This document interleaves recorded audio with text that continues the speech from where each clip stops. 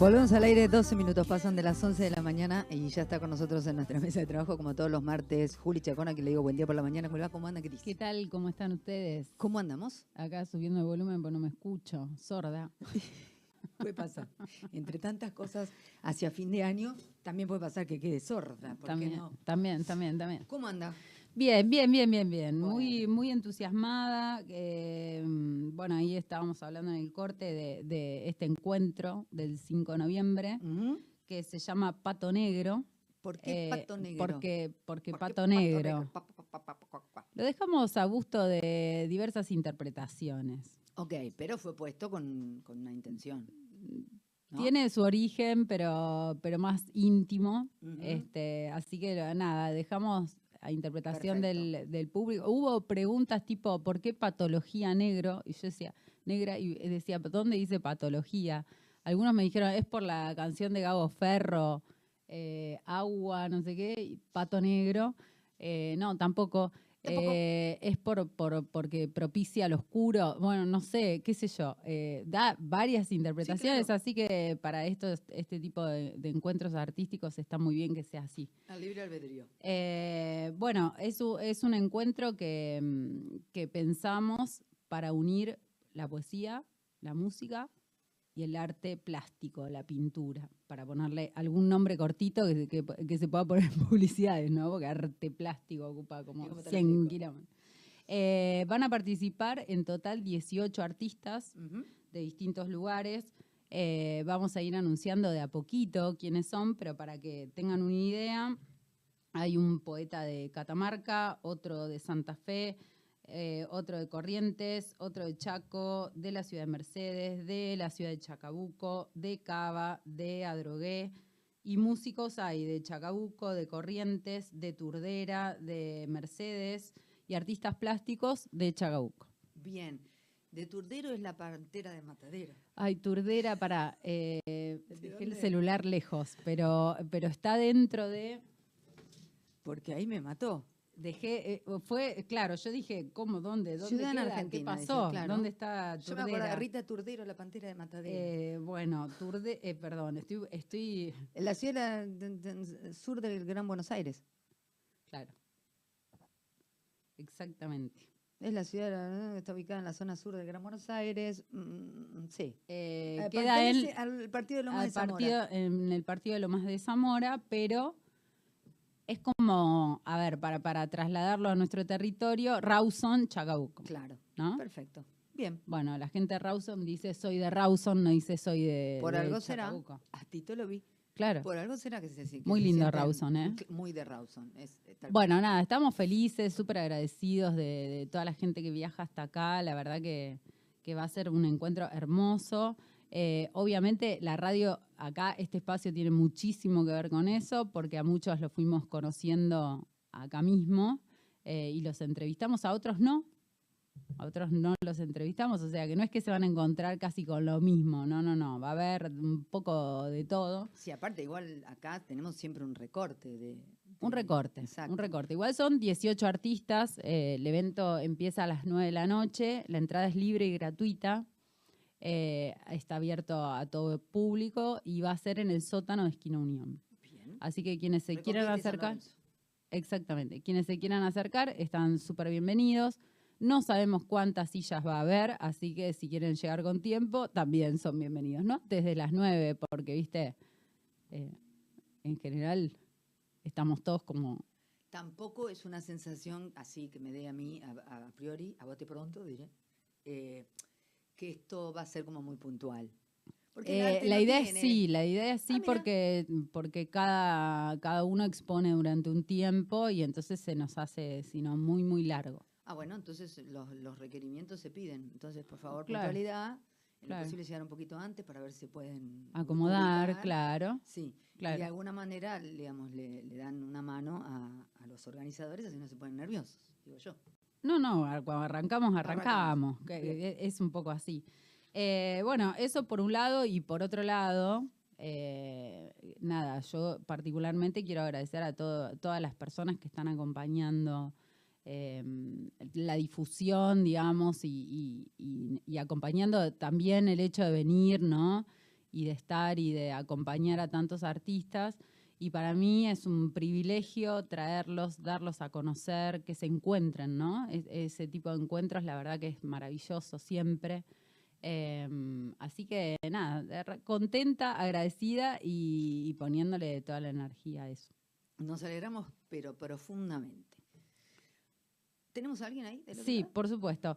Hoy tenemos un recontra invitado que se llama Daniel Villaverde. Daniel nació en Moreno, provincia de Buenos Aires, es docente, licenciado en lengua inglesa, diplomado en gestión educativa y magíster en comunicación, se especializa en literatura postcolonial de habla inglesa, es trainer en programación neurolingüística y su primer libro es Voz Pasiva, Recuerdos Inventados, publicado por la editorial Galera en 2021, y Frankie, que fue publicado, si no me equivoco, este año, no me acuerdo. Frankie, si este año, ¿cómo se escribe? Frankie, Ajá. Este año o el año pasado, bueno, ahí estoy buscando los datos editoriales, 2022, este año, fue publicado por la editorial Flor Azul, La Flor Azul, exactamente. Hola Dani, ¿cómo estás? Hola, buen día, Juli, ¿cómo estás? Muy bien por acá. Buen día, Daniel. Iván Jacob te saluda. ¿Cómo estás? Hola, buen día, Ivana. Bien, muy bien. Gracias por el espacio y la invitación. No, bienvenido. Un placer. Gracias.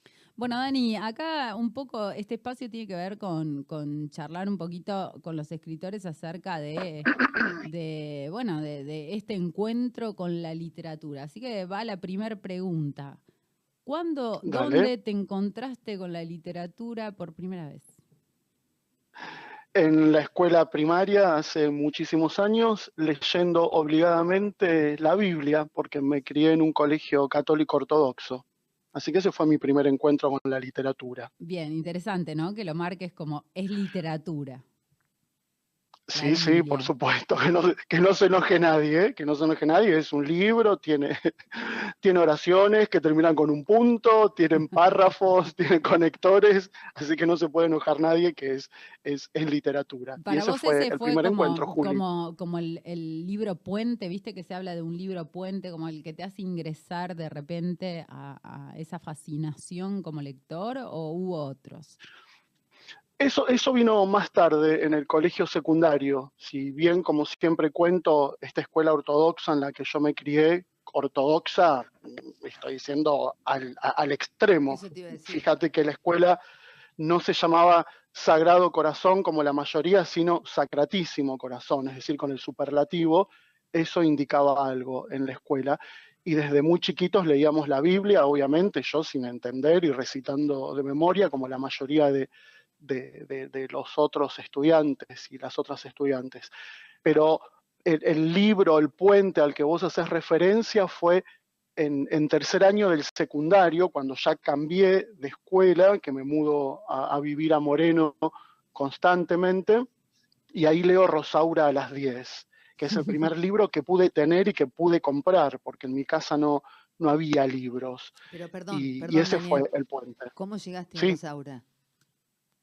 A Rosaura, en tercer año, en mi época, digamos hace unos 30 años en el secundario. Lengua y literatura, ¿no? Sí, claro. En tercer año, exacto, era la época de lengua y literatura, y en narrativa argentina había una parte que estaba dedicada a Rosaura a las 10 y a otros que no recuerdo, y la otra mitad del año a literatura española. Bien. ¿Y qué te fascinó de Rosaura a las 10?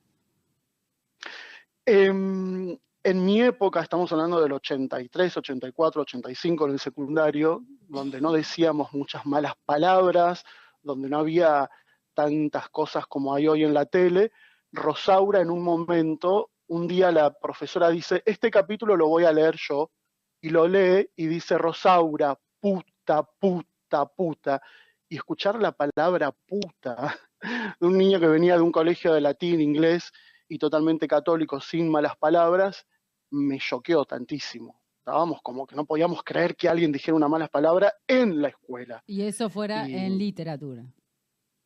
Y en literatura, con una profesora, de las profesoras que teníamos antes, así muy señoronas, ¿verdad? Muy súper formales, donde teníamos que aplicar bien los condicionales y conjugar bien los verbos. El análisis Escucharla a de ella, oraciones estructuralista y todo eso. exacto, éramos productos del análisis No sintáctico, que importa, luego chicos, se pero perdió. nos hicieron escribir, nos hicieron y nos formaron y nos permitieron escribir hoy como escribimos. A Exacto, mí me pasa exacto. algo Yo soy con eso, o sea, defensor del sintaxis, sí, defensor sí. absoluto.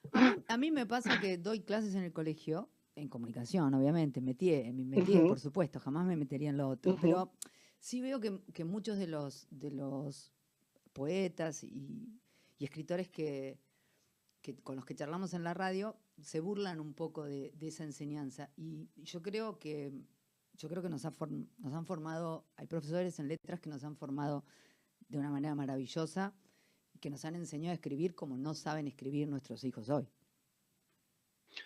Y si Sí, no yo toman entiendo una carrera por el lado de las que las letras, no lo épocas, van a aprender nunca.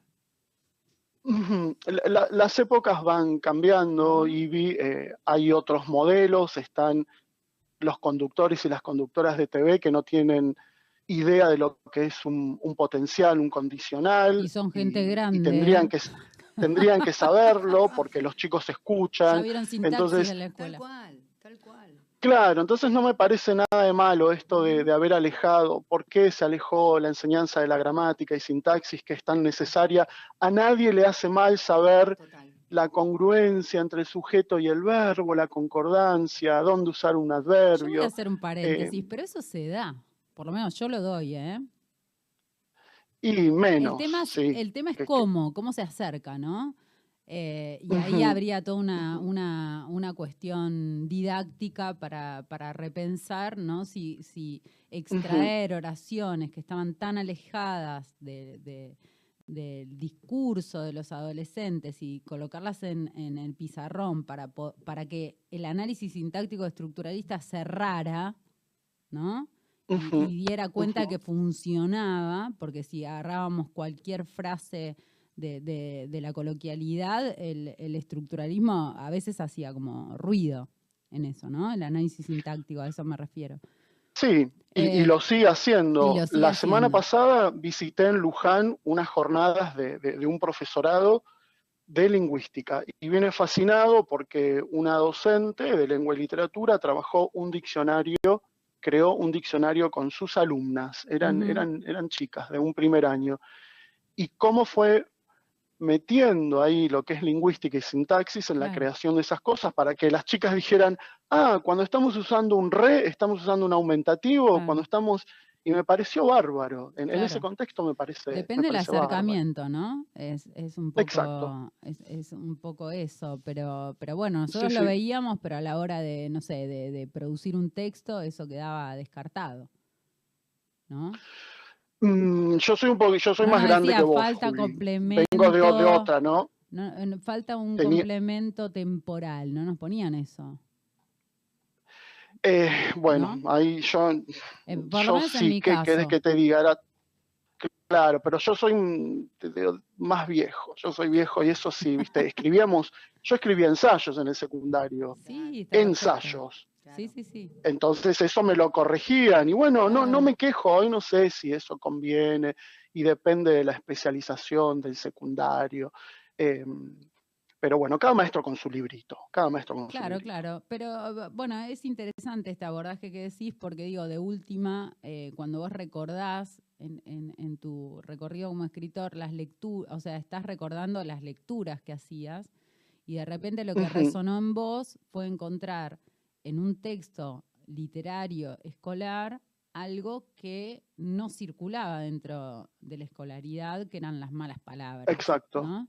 exacto, Digo, y exacto. Y además, perdón, te pisé, no, además yo desde muy chico estoy intervenido por otra lengua. Es decir, yo hace muy poquitos años que escribo en español. Entonces la sintaxis en mí es una cosa que está, ¿y esto será así? ¿Se conjuga así en español? ¿O es como en inglés?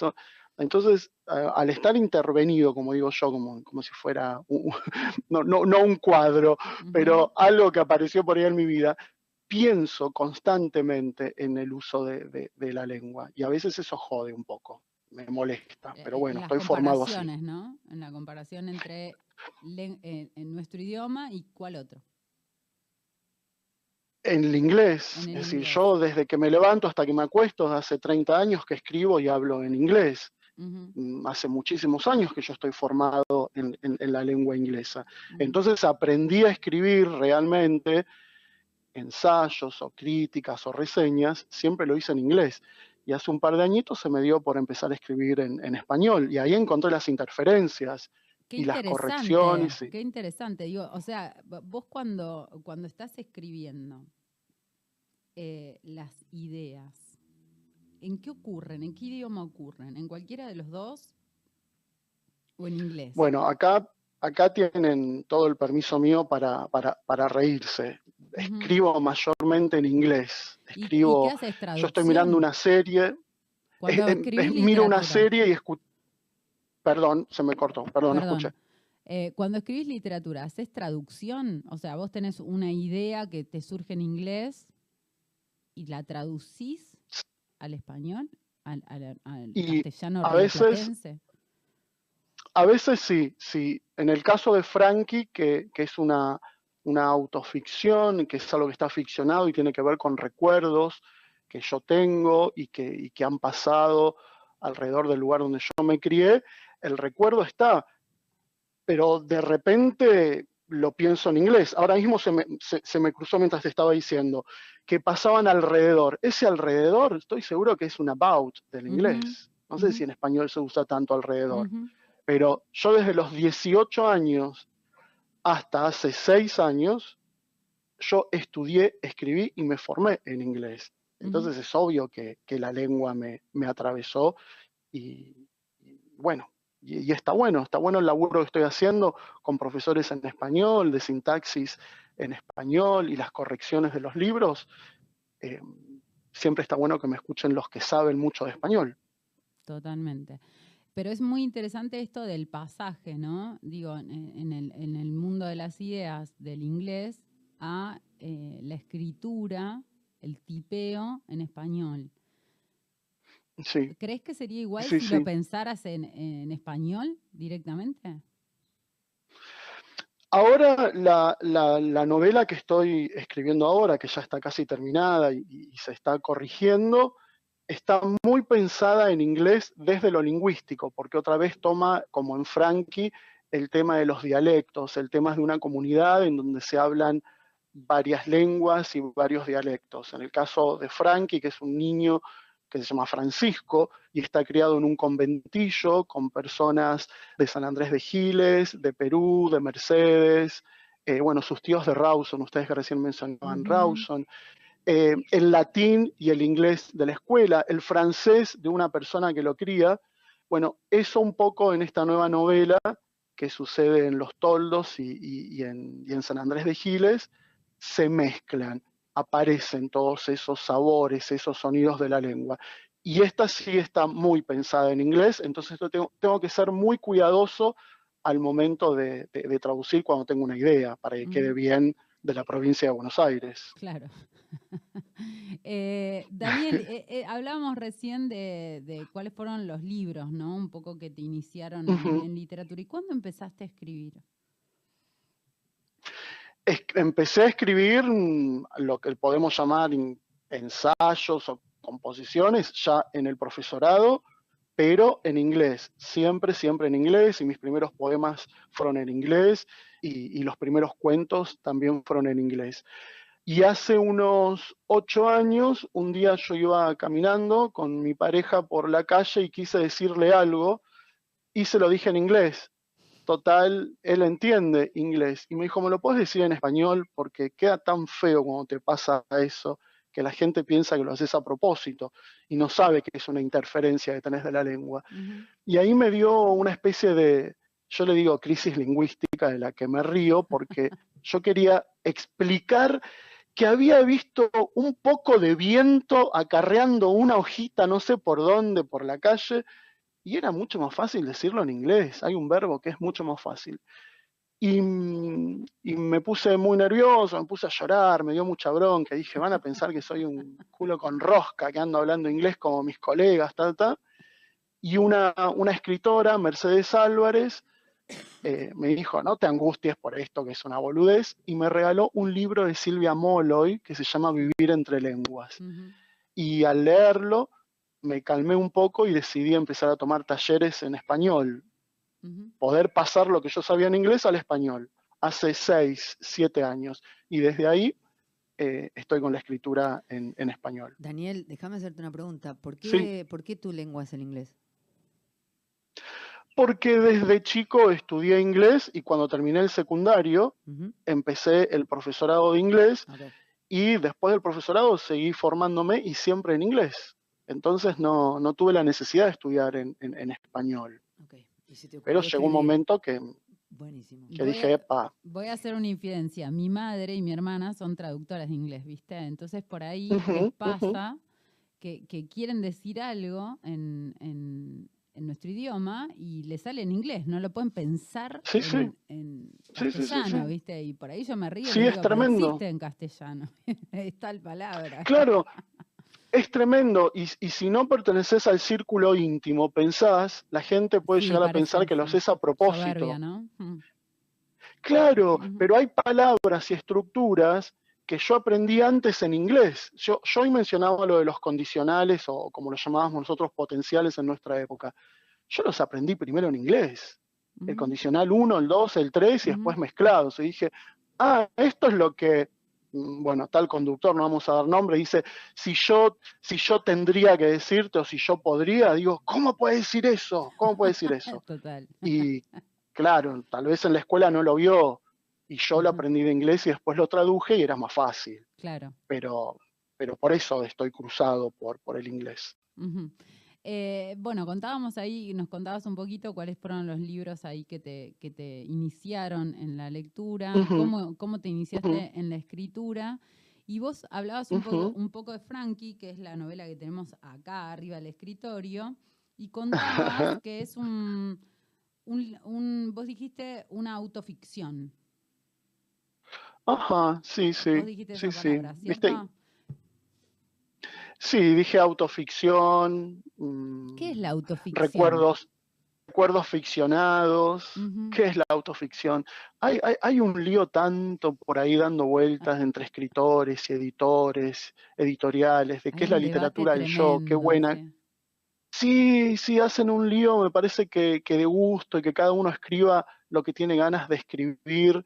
Entonces, cuando esto no es una autobiografía, no es una biografía de alguien, sino que tienen que ver con cosas que yo conozco de la infancia y que fui ficcionando en un niño llamado Francisco y que por ciertas vueltas de la vida, por el entorno que tenía, por ser de un conventillo, como decía hoy, en la época de lo que era el crisol de razas, ¿no es cierto? Que hoy no lo decimos, pero él se crió en esa época porque se lo decían en la escuela, con todos esos dialectos y esos idiomas que andaban pululando alrededor de él, el francés, el inglés, el latín y el resto de la hermandad latinoamericana en ese conventillo. Y este Francisco leía mucho y le gustaba escuchar a las personas que estaban a su alrededor cómo pronunciaban las cosas. Ya le gustaba la sociolingüística de chiquito a este Francisco. Así que bueno, ahí está ficcionada la historia. Bueno, pero vos haces pongamos a los oyentes en tema. Vos decís, Dale. es una autoficción, no es autobiografía. ¿Cuál sería la diferencia? Y que yo tome cosas que han pasado en mi niñez y en mi crianza en ese conventillo de Villaluro, y algunas se exacerbaron, algunas se exageraron y algunas se ficcionaron. Entonces, en ese sentido, hoy se está hablando de este tema de la autoficción, que es un poco lo que maneja la escritora en la que yo me especializo, Jamaica Kincaid, y si es todo verdad lo que le pasó, y ella contesta, bueno, son cosas que yo conozco de mi niñez y del lugar en el que me crié, parecido a lo que me sucedió a mí. Entonces, por eso hay gente que lo llama autoficción y me parece que está bueno. Hay como cierto desdeño, digamos, de una especie de hostilidad de algunos grupos de escritores que dicen, bueno, hacer autoficción es como no hacer literatura, ¿no? La literatura sería ¿Viste? otra Sí, sí, cosa. sí, sí. Sería Ujú. como, bueno, lo puramente ficcional. Se puede hacer, para vos, literatura puramente ficcional sin ningún vínculo con la experiencia del escritor. ¿Podría hacerse eso? Mira, yo creo que son temas que dan para charlar tantísimo rato y recién entre los tres estábamos conversando sobre la lengua y cómo Ujú. cómo la lengua nos interpela, cómo la lengua nos da identidad, cómo la lengua nos da personalidad. Yo creo que por más en la segunda novela yo en mi vida real no maté a nadie, no armé ninguna marioneta de pedazos de cuerpos tomados de un cementerio y sin embargo soy yo el que está escribiendo esa historia. Ujú. Em, pero obviamente que hay cosas mías ahí. En la escritura se va a notar, se nota el verbo que yo escojo, se nota la valencia que quiero para cada verbo, se nota el adjetivo que quiero utilizar, se nota que no quiero repetir tal y tal cosa. Y eso es Daniel Villaverde, no es Ujú. el personaje que está ahí. Ahora, yo siempre digo, Juli e Ivana, siempre digo que no soy un gran inventador. Yo no me siento a decir, bueno, a ver, ahora estoy mirando acá a mi jardín y digo, de este aguaribay voy a hacer que salga por ahí una serpiente que se transforma. No, eso no lo puedo hacer, o no me interesa, o no lo sé hacer. Ujú. Sí lo que puedo hacer es tomar recuerdos de una niñez muy, muy rica que tuve, que tiene que ver con esta gran familia que tuve y todos los lugares por donde anduve, inclusive Chacabuco, Rawson, San Andrés de Giles, Los Toldos, Moreno, Cava, Para que te Santa Fe, Las Islas, tengo que hacer un paréntesis. Nombraste Chacabuco, Rawson. ¿Cómo que por anduviste por acá? supuesto. Y sí, sí, es parte de mi niñez, A ver, porque contanos.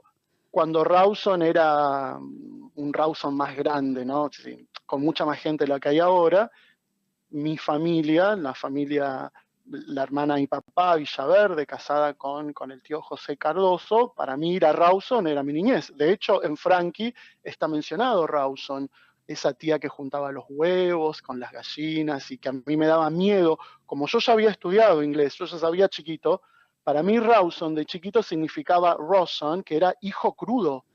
Yo decía, ¿por qué un pueblo se puede llamar hijo Tremendo. crudo? Me lo preguntaba.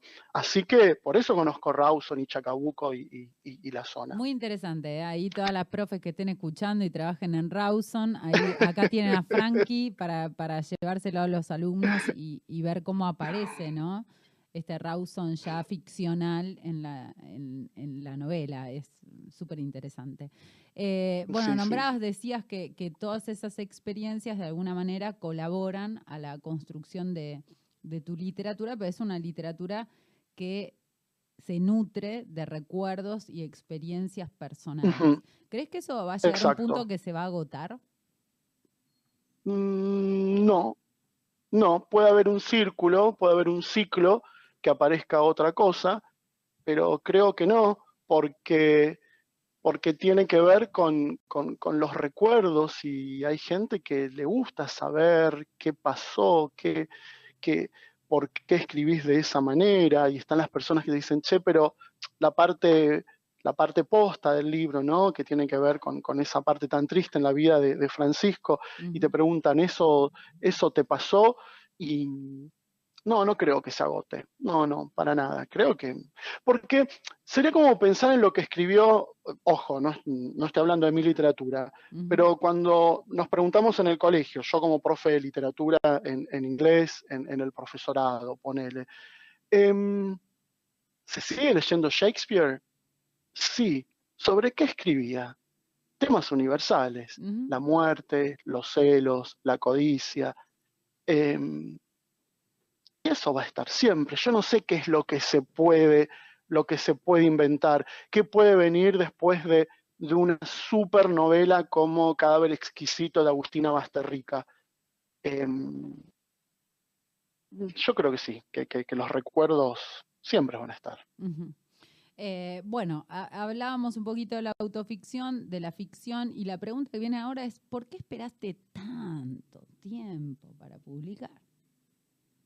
Oh, porque primero escribía en inglés y estaba muy, muy, muy dedicado a la enseñanza del inglés y a la formación de la literatura en inglés.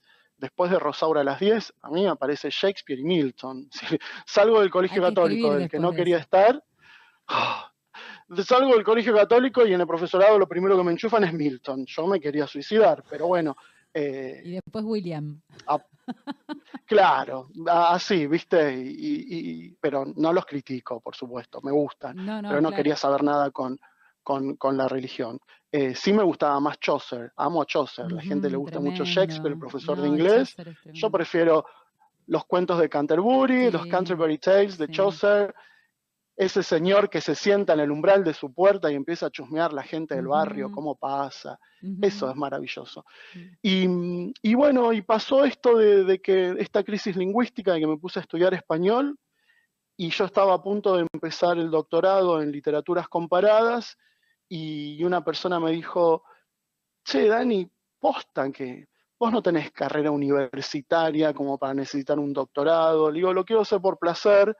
Me dice, ¿por qué no te pones a escribir en español? Porque yo lo que vi está bueno, pongámosle, decía yo, y ahí empecé a escribir en español y después se dio la posibilidad de que me publiquen y estoy muy agradecido a Pablo Franco, que es el editor de La Flor Azul, que confió en Frankie y lo publicó.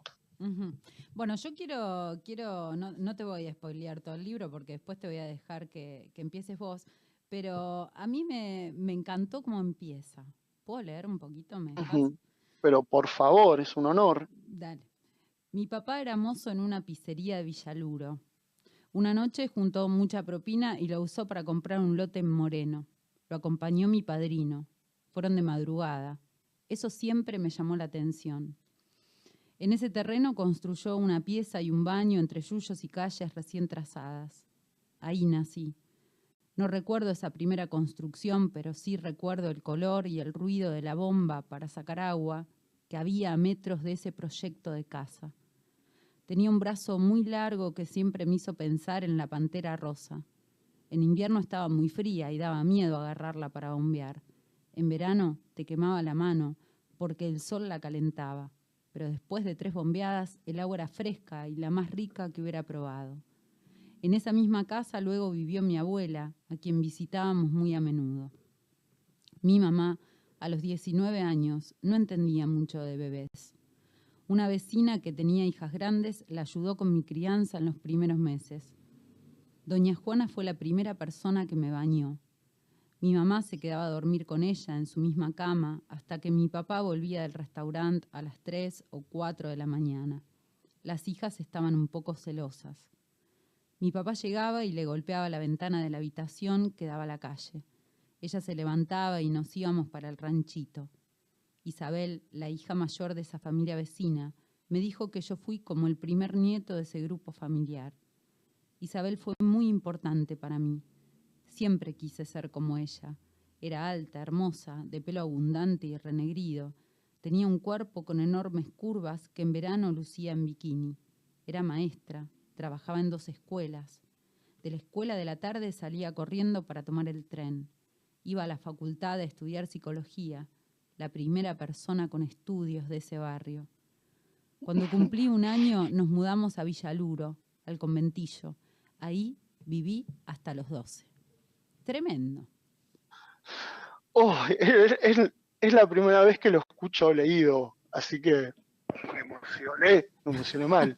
Es raro escucharse, Es muy. porque cada vez que estás en las entrevistas o vas a leer a algún lugar, no leen esa parte, nunca lo escuché en la voz de otra persona, buscan otra parte, ¿no? Que es, digamos, la Sí. parte más triste del Uh-huh. libro.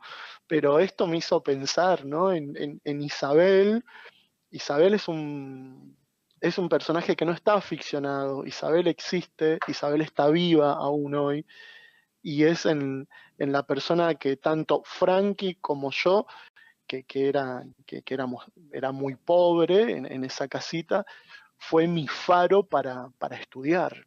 Yo quería ser como Isabel, porque Isabel pronunciaba las eses de las palabras. Isabel no tenía las asimilaciones que yo escuchaba. Yo sabía que se podía decir paquete, guardar y todas esas cosas. Y ella no las utilizaba. Entonces yo de chiquito decía, yo quiero hablar como la Chuchi, que además tenía este sobrenombre, ¿no? La Chuchi.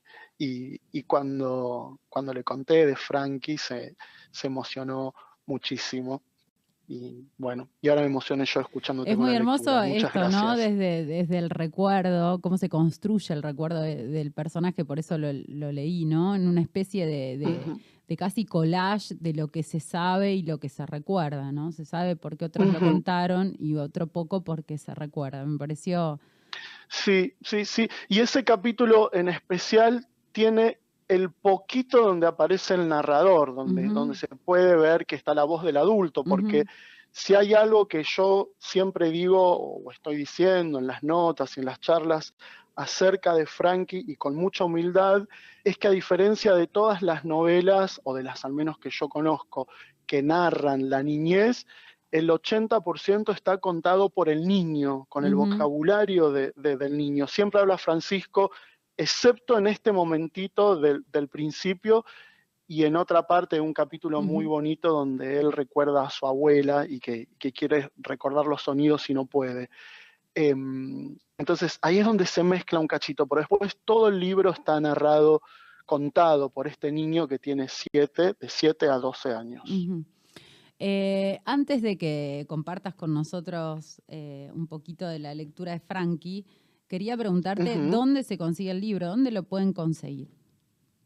Frankie es un placer, un honor para mí decir que se puede conseguir en todas las librerías del país, porque está distribuido por Blatt y Ríos, que es un gran distribuidor de la Flor Azul. Es decir, que lo podés conseguir en las grandes cadenas, que no vamos a hacer publicidad, y lo podés conseguir en las librerías de los barrios también.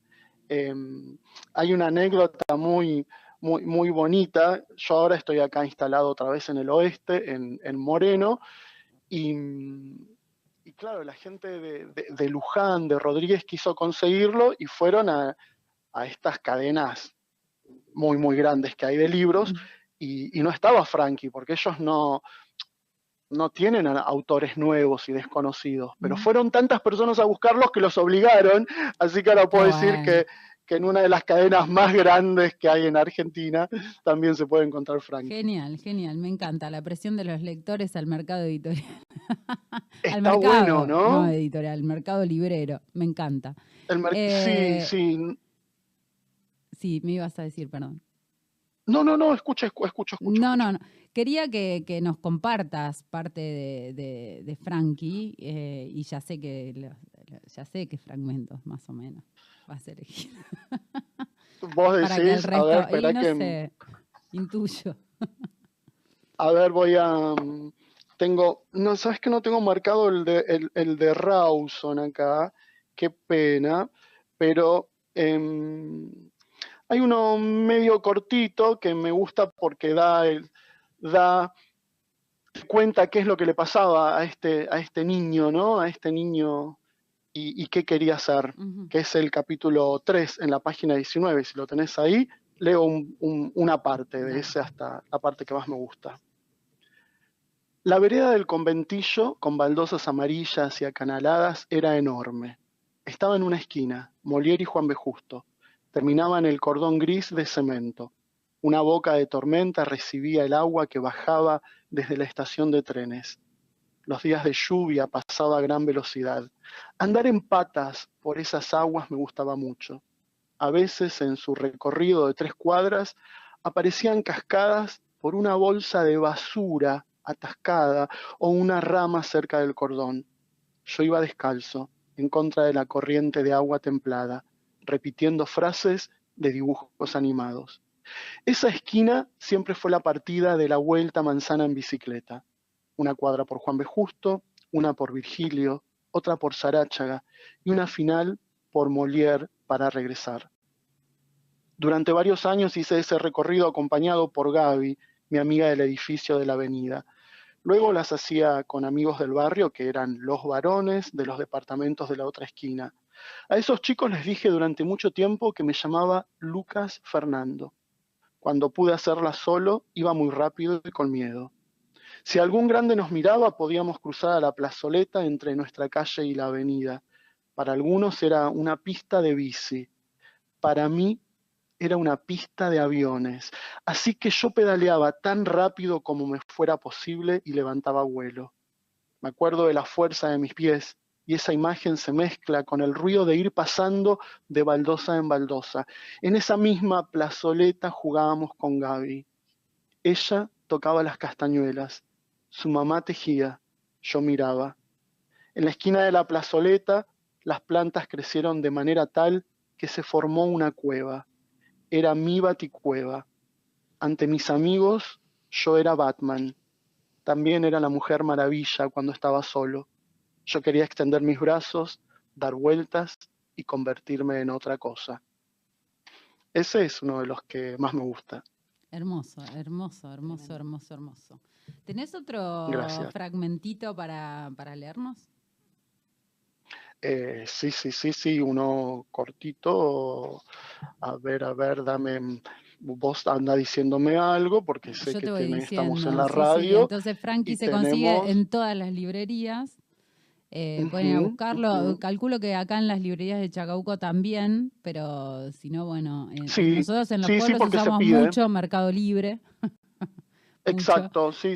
Todas las librerías Claro. he visto que lo usan con Mercado Libre. Acá tengo unos 10 rengloncitos. Dale. También estaba encantado con la columna de los idiomas y saber que había otra manera de llamar a las cosas en la revista Anteojito. También me gustaba mucho escuchar hablar a mis vecinos del conventillo. Todos hablaban español, pero en cada pieza parecía un idioma diferente. La Marta y el Miguel, en vez de decir te voy a dar tal cosa, decían te voy a dar. Y cuando se enojaban decían te voy a dar acá.